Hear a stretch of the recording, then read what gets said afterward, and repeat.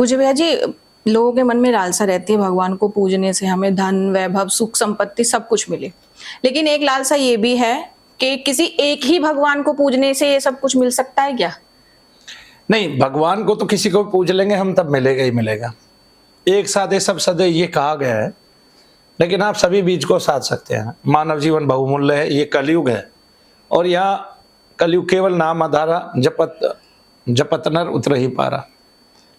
तो जब आप जपने लगते हैं, भजने लगते हैं, देखो मंत्रों से तो ऐसा है आप कितने भी देवताओं को पूछ सकते हैं, लेकिन नाम जो है, नाम तो नामी से मिलाता है। वो ना धन देता है ना कुछ देता है, लेकिन मंत्र जो है वो आपके मन का त्राण करता है, आपको आपके मन को उस लेवल पे पहुंचा देता है और आपके आसपास की तरंगों को, जहां से आपको लाभ होता है, तो वहां से आपको काम की भी प्राप्ति होती है, शुद्ध की विशुद्ध की, वो मोक्ष की भी प्राप्ति होती है, धर्म की भी प्राप्ति होती है, अर्थ की भी प्राप्ति होती है। इसलिए मंत्रों में शक्ति ज्यादा कही जाती है, क्योंकि वो बीज सहित होते हैं।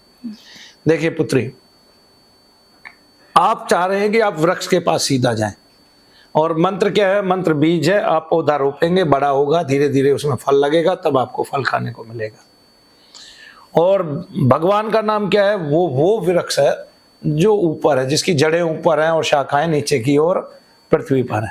भगवान स्वयं कहते हैं मैं ऐसा वृक्ष हूँ, ठीक है, और वृक्षों में मैं अश्वत्थ हूँ, यानी कि पीपल को वो सबसे विशुद्ध मानते हैं, क्योंकि वो मानव जीवन के लिए सबसे ज्यादा उपयोगी है और यज्ञ में उसकी लकड़ियां तक काम आती हैं।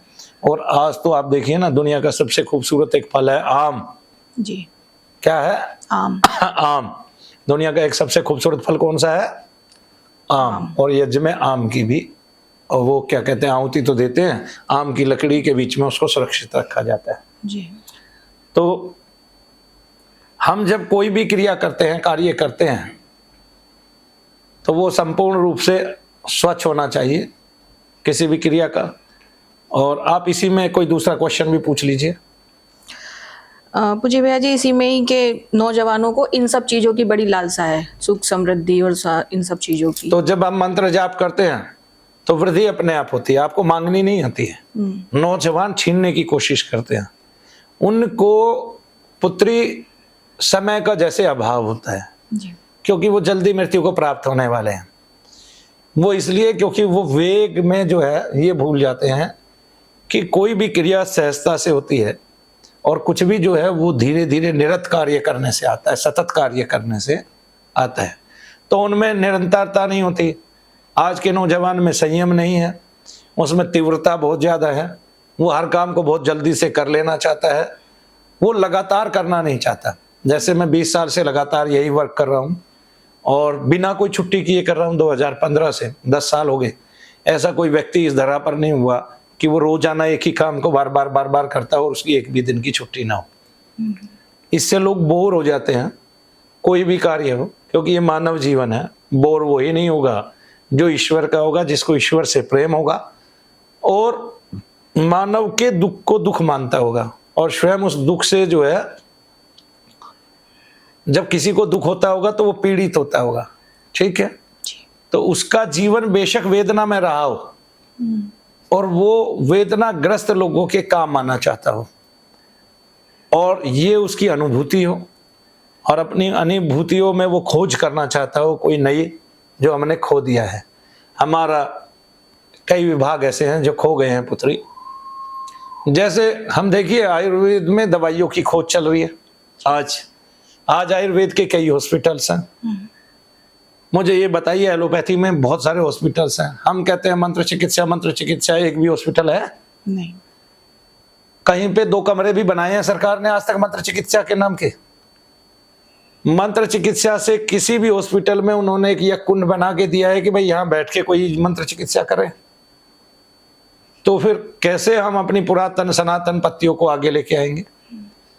इस पूरे जगत में जितने भी ऋषि महात्मा घूम रहे हैं, उनसे पूछिए भाई आप क्या मंत्र चिकित्सा कर देंगे?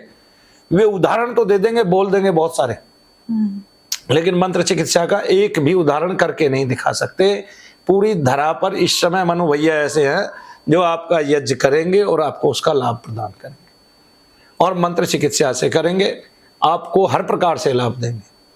तो पूरी धरा खाली है इस टाइम सारे ऋषियों से, मुनियों से। कोई कह सकता है कि मैं यज्ञ से रोगों का इलाज करूंगा? कई महात्माओं ने करके देखे हैं, उनसे नहीं हुआ तो वे भाग लिए। तो उनकी गहरी रिसर्च नहीं है, क्योंकि उनको बहुत कम समय में ज्यादा चाहिए था, इसलिए वे व्यापारी हो गए हैं। तो पहले उन्होंने क्या किया था, पहले उन्होंने यज्ञ से रोगों को भगाने की कोशिश की थी मंत्र से। तब हमारा मंत्र औषधि विज्ञान तो बढ़ा ही नहीं आगे, और वो जो है कुछ रोगों का उसमें वर्णन करके और कुछ चीजों का वर्णन करके चरक ऋषि पीछे रह गए। गहन खोज उनकी भी नहीं थी, उन्होंने भी किसी को मंत्र विज्ञान से ठीक नहीं किया। तो उन्होंने जो ग्रंथ लिखा वो जड़ी बूटियों में ही लगे रहे, जड़ी बूटियों में ही लगे रहे। इससे अच्छा आयुर्वेद की जगह वो हमें मंत्र विज्ञान देते तो हम ज्यादा लाभान्वित होते। ऐसे जय शनिदेव सबको।